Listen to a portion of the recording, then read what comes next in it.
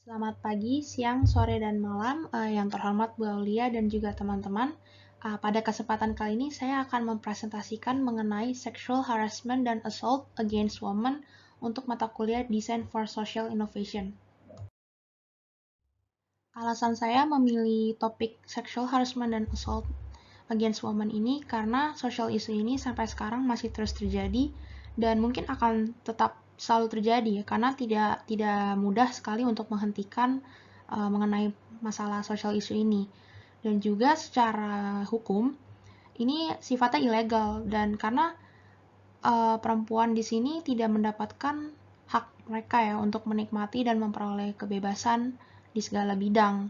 Dan inilah mengapa tema ini tuh cukup penting ya. Dan di sini saya dari pengalaman pribadi, saya juga pernah mengalami sexual harassment. Jadi ini yang makin menginspirasi saya untuk mengangkat tema ini gitu. Sehingga tujuan dari saya mengangkat tema ini itu untuk mengedukasi wanita ya, serta memberikan awareness kepada masyarakat seputar pentingnya social issue ini tuh apa. Selanjutnya saya menyertakan beberapa bukti nyata di mana di sini saya menggunakan data pada tahun 2019 dan saya yakin untuk tahun 2020 dan 2021 mungkin angkanya sendiri bisa bertambah dan walaupun berkurang juga tetap tergolong angka yang besar ya untuk kasus-kasus kekerasan ini. Dan saya juga menyertakan beberapa berita update yang terbaru dan di sini tuh mungkin kasus yang seperti ini itu tidak begitu diperhatikan dan masih disepelekan gitu ya. Padahal justru ini tuh adalah masalah yang penting dan seharusnya korbannya itu masih memiliki hak untuk memperoleh keadilan gitu. Dan bahkan mungkin pelakunya masih di luar sana yang masih beredar dan belum dihukum gitu. Jadi makanya mengapa ini tuh penting banget untuk dibicarakan. Selanjutnya, saya akan menjelaskan apa sih perbedaan dari sexual harassment dan sexual assault. Sexual harassment sendiri, seperti yang kita tahu, adalah pelecehan seksual yang merupakan tindakan seksual lewat sentuhan fisik maupun non-fisik, yaitu verbal yang dimaksudkan untuk menyakiti atau mengintimidasi seseorang dengan sasaran organ seksual atau seksualitas korbannya. Kemudian untuk sexual assault, yaitu kekerasan seksual merupakan kontak seksual atau perilaku seksual secara fisik yang terjadi secara paksa dan tanpa adanya persetujuan korban. Nah, pelecehan seksual sendiri itu merupakan salah satu jenis perbuatan kekerasan seksual ya. Dan di sini sebenarnya tidak menutup kemungkinan untuk pria juga menjadi korban. Namun mungkin dari berdasarkan fakta-fakta yang ada dan sejauh ini kasus terjadi itu lebih banyak perempuan yang sebagai korban gitu. Dan di sini itu pelaku korbannya juga macam-macam ya, tidak hanya lain gender tapi mungkin sesama gender juga bisa menjadi pelakunya. Dan juga ini tuh bisa terjadi di mana saja gitu, bahkan segala umur juga bisa. Kayak mungkin tidak harus stranger ya, bisa saja orang yang terdekat kita bisa melakukan kejahatan ini. Kemudian di sini saya akan membahas lebih lanjut mengenai 4 tipe sexual harassment. Yang pertama ada verbal, non-verbal, physical, textual, or electronic. Verbal itu contoh umumnya seperti kayak catcalling, sexual comment terhadap badan seseorang, kemudian juga ada sexual jokes, terus juga mungkin menyebarkan gosip atau rumor mengenai personal sex life-nya seseorang, terus kayak mungkin seperti sweetan gitu. Kemudian juga ada yang non-verbal itu seperti kayak menatap, mengikuti seseorang, atau kayak membuat sexual gesture dengan pergerakan badan. Kemudian untuk yang fisikal itu udah lebih ke kayak menyentuh badan, baju, atau kayak mengelus rambut. Terus mungkin juga udah melakukan tindakan seksual seperti kayak menyium atau memeluk. Kemudian untuk yang tekstual atau elektronik di sini tuh kayak mungkin lebih mengirim foto atau kayak video konten porno ya. Terus juga yang kayak ada cyber stalking juga bisa mengirimkan seperti threads lewat social media gitu. Kemudian untuk sexual assault sendiri, di sini contohnya itu seperti kayak pemerkosaan secara paksa, pemaksaan kehamilan, perbudakan dan penyiksaan seksual, terus juga ada penghukuman bernuansa seksual. Dan di sini saya juga memberikan ada beberapa tips untuk menghindari bahaya perkosaan. Terus juga jikalau kita adalah korban korban kekerasan seksual ini apa yang harus kita lakukan, dan jika memang kita menemukan teman atau kerabat yang merupakan korban seksual, apa yang juga harus kita lakukan. Dan di sini itu tips-tips seperti ini tuh sudah banyak banget ya dibahas oleh forum-forum atau media-media di internet lainnya, dan sebenarnya udah cukup mengedukasi banyak orang gitu. Kemudian dampak dari social issues ini mungkin untuk dalam beberapa kasus yang paling parah itu mungkin bisa membuat seseorang untuk bunuh diri, kemudian juga bisa memberikan trauma secara seksual, kemudian juga bisa mengganggu kesehatan seperti contohnya kayak gangguan fungsi reproduksi atau kayak terkena penyakit menular seksual. Juga ada pengaruh ke dampak psikologis seperti kayak perilakunya jadi cenderung berubah gitu. Nah, kekerasan seksual ini kan mungkin sering banget terjadi gitu kan tanpa kita sadari gitu, dan banyak sekali orang-orang di luar sana yang masih takut untuk angkat bicara ya, karena stigma yang melekat di masyarakat Indonesia tuh soal korban pelecehan seksual itu masih sangat tabu, dan justru dari keheningan korban-korban inilah yang jadi makin mempengaruhi kesehatan mereka dan jadinya makin parah gitu. Untuk solusi-solusi terhadap social issues ini, di sini saya menyediakan berupa solusi movement, ada juga organisasi, platform, dan juga produk. Yang pertama ada Me Too Movement. Me Too Movement merupakan komunitas internasional yang memiliki visi dan misi untuk memusatkan penyembuhan dan transformasi baik individu dan komunitas. Nah, di sini yang dia ini adalah Tara Naberg. Tara Naberg ini dia founder dari movement Me Too ini. Kemudian movement ini itu juga memiliki tujuan ya untuk menggerakkan global dalam mengakhiri sexual violence, di mana si movement ini juga dipimpin oleh para penyintas sexual violence.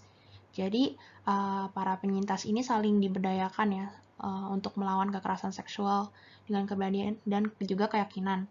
Dan juga Me Too Movement ini tuh juga menentang keberadaan sexual violence bagi beragam komunitas yang ada, seperti Black, Queer, LGBT, disabilitas, dan berbagai komunitas lainnya.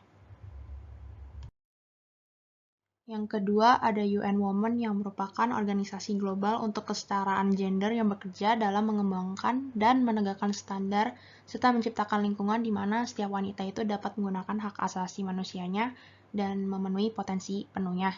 Jadi mungkin dia lebih di sini organisasinya itu lebih fokus pada gender equality for women. Kemudian juga dia fokus pada bidang prioritas yang fundamental bagi kesetaraan wanita, di mana dia juga membuka kemajuan di berbagai bidang ya, seperti economic empowerment, leadership dan partisipasi politik, terus juga ending violence against women, dan juga banyak bidang-bidang lainnya. Yang ketiga ada Athena. Dia merupakan sebuah perangkat seperti tombol ya, yang ketika ditekan itu bisa langsung mengirimkan pesan marah bahaya dan juga lokasi penggunanya ke jaringan kontak yang udah dipilih. Sama dia juga mengeluarkan suara alarm yang keras.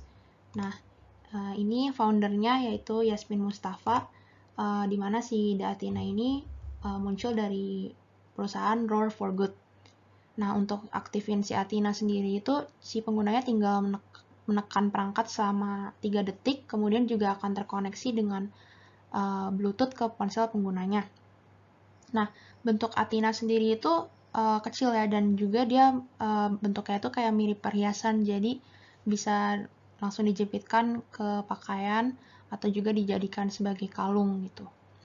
Nah, si Athena sendiri ini memiliki campaign di mana jika pembeli membayar seharga $100 sebagai bagian dari campaign One for One, jadi dia akan menerima produk untuk diri mereka sendiri dan satu lagi akan didonasikan ke lembaga Women Against Abuse, di mana lembaga Women Against Abuse ini adalah lembaga non-profit yang melayani kebutuhan korban kekerasan dalam rumah tangga.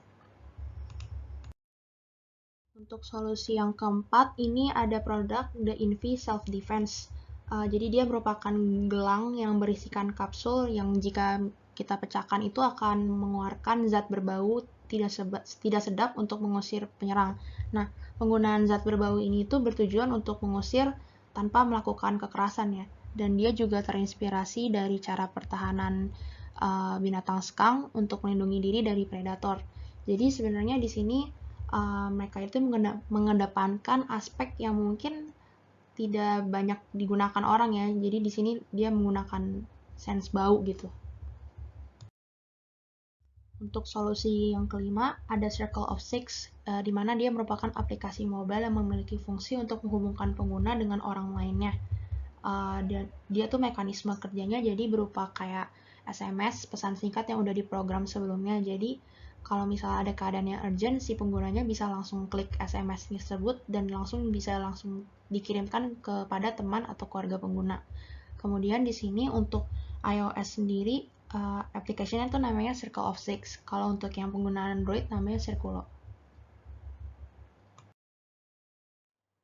Kemudian yang keenam ada Holaback yang merupakan sebuah platform yang menentang keberadaan pelecehan seksual bagi berbagai gender dan komunitas. Dia ini menyediakan wadah dan mengumpulkan cerita korban pelecehan di websitenya dan juga ada aplikasinya HeartMob dan dia gratis. Dia juga melatih orang dengan kayak membuat ada kelas-kelas jadwal kelas gitu dan itu gratis juga. Sama dia memberdayakan penyintas dengan menciptakan program Global Site Leader ya, di mana si program ini itu ditujukan untuk menciptakan leader-leader baru yang bisa bergabung dengan komunitas mereka, jadi makin menginspirasi banyak orang dan juga jadi bisa mengajarkan orang tuh untuk bisa menyuarakan pendapat mereka. Nah, kemudian di sini untuk aplikasi HeartMob sendiri, jadi dia tuh sistemnya kayak sosial media gitu. Contohnya itu, misalnya ada seseorang yang mengalami kejadian kekerasan seksual di satu alamat atau lokasi. Nah, terus mungkin ada orang lain yang juga mengalami kejadian yang sama di tempat yang sama, sehingga mereka bisa saling mendukung dan membagi mungkin seperti tips and trick atau kayak sharing mereka harus ngapain aja, kira-kira menghindari tempat mana. Jadi ini bisa saling support satu sama lain. Dari 6 solusi yang sudah saya jabarkan, saya sangat berharap ini bisa semakin mengedukasi dan juga memberikan awareness kepada orang-orang sekitar bahwa kekerasan seksual itu bukan hanya masalah per individu atau kelompok atau golongan tertentu, tetapi kekerasan seksual juga merupakan masalah bersama dan bisa terjadi ke berbagai lapisan masyarakat, semua kalangan, umur, perempuan atau laki-laki tanpa terkecuali. Sehingga ini perlu sekali kita perhatikan dan permasalahan ini harus terus tetap dicari solusinya. Sekian dari presentasi dari saya, terima kasih.